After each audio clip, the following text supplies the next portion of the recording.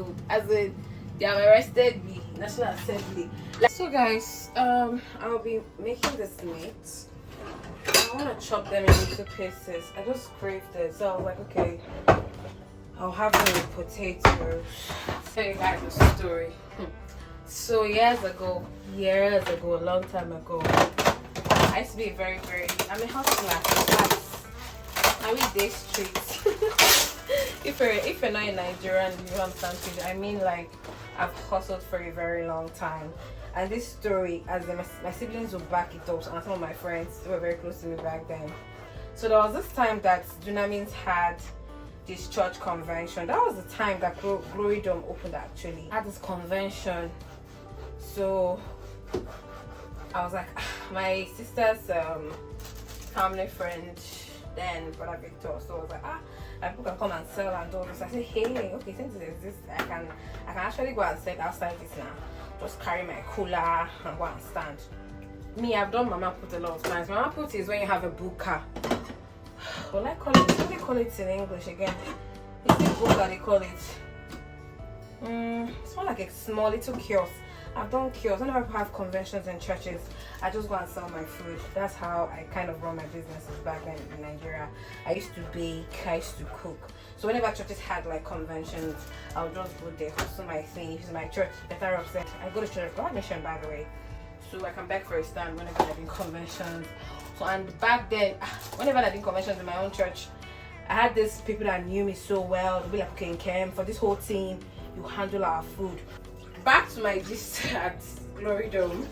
I went the first day. I cooked rice, I made fufu, I made a goosey, I made a bono soup. I just was like, maybe I now made there's this plastic thing we used to sell, people used to sell back then. Me, I don't get shame, I have no shame. So when you're a hustler, you have to have the hustling spirit. My plastic table, carry my plastic chair. I don't know if you guys can see my meat. As I was saying, I don't want water in the meat, by the way, guys. I want the meat to create its own stock, which meats usually do that. If you guys don't know, yes, your meat can create its own stock. That is actually achievable. When I went there with the tag, I had a taxi, carried my coolers. Oh no, I was so happy. I was like, God, today we're gonna cash out. We're gonna cash out. I think I've told the story on my status at one point in my life, and my friends used to just laugh at me. So that was how I started my journey. I went there. So for like 5 minutes, you could see the sights 5 minutes away. Like from 5 minutes away from the site, I could see what was happening.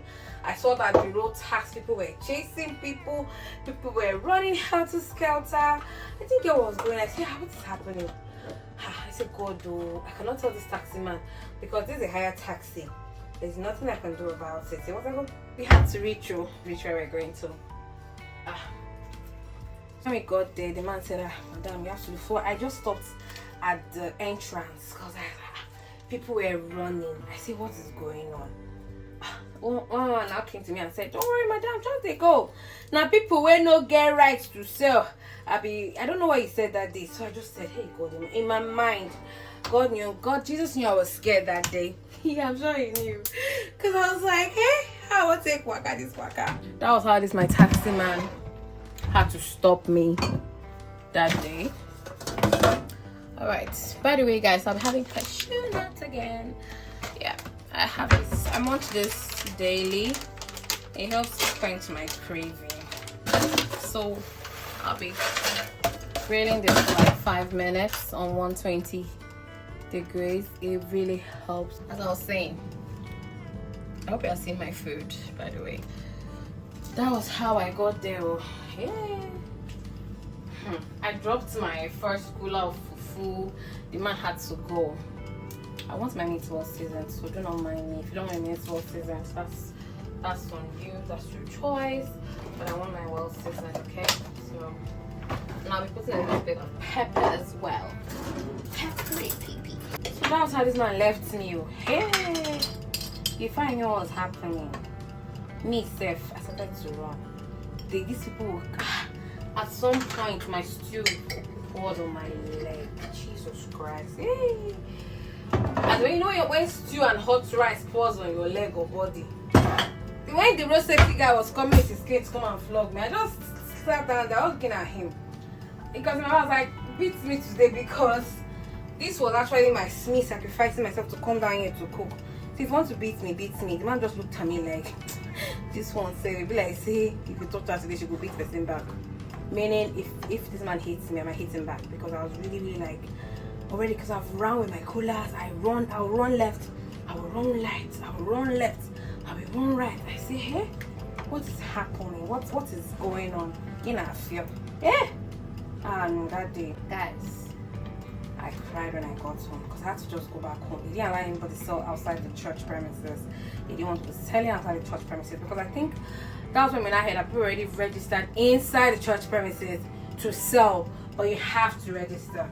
Do you understand? People don't want to get into trouble, so I understand why the church did that. So I went back home, all my meals, everything was, in fact, my pussy soured. You know, you are running, it will open, it will, sand, my fufu even fell on the floor, sand everywhere, my rice fell, my stew.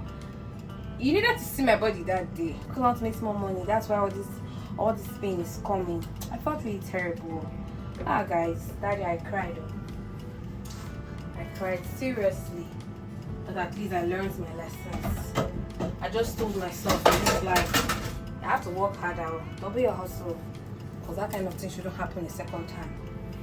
And that was how the next day, my brother-in-law told a family friend, Victor, who now said, oh, he has a stand where he's making popcorn. Do I want to come and share the stand with him inside? I said, okay, no problem. And I went in, got my stand, made my food every day, and I came out to sell. I sold really well at that convention. I think that was the first time Florida was covered, actually. I made my money back home, but I had to suffer for it a bit. You get what I'm saying? But in all, you just have to hustle and not give up. If it was some people, trust me, they would have given up on many things. But I told myself, these people will not send me anywhere. I'm going nowhere. And Brother Victor was quite encouraging. He encouraged me, said, don't worry. Sometimes it's like that. The pastor did this so that people's safety, which is actually true. Because thinking about it now, true, you own an establishment. People want to come to stand, someone say, I got food poisoning from this. You understand? So it's good you're registered, they know who you are. But that was like, I went under Brother Victor, registered under him, and everything was good. But trust me, guys, I learned that day never to attempt such again in my life. If I don't have any sleep, I will not do it too. Don't worry, guys, I'll give you gist of how I was also arrested in National Assembly in Abuja. I have gist. This girl has hustled. Like, put me inside van. Sari was going, wee, as if I was a criminal, guys. In fact, I'm not sure my other staff forget that day, because she was the one that came to bail me. But I'll gist you guys later what I was going to sell in National Assembly. Alright, thanks for watching.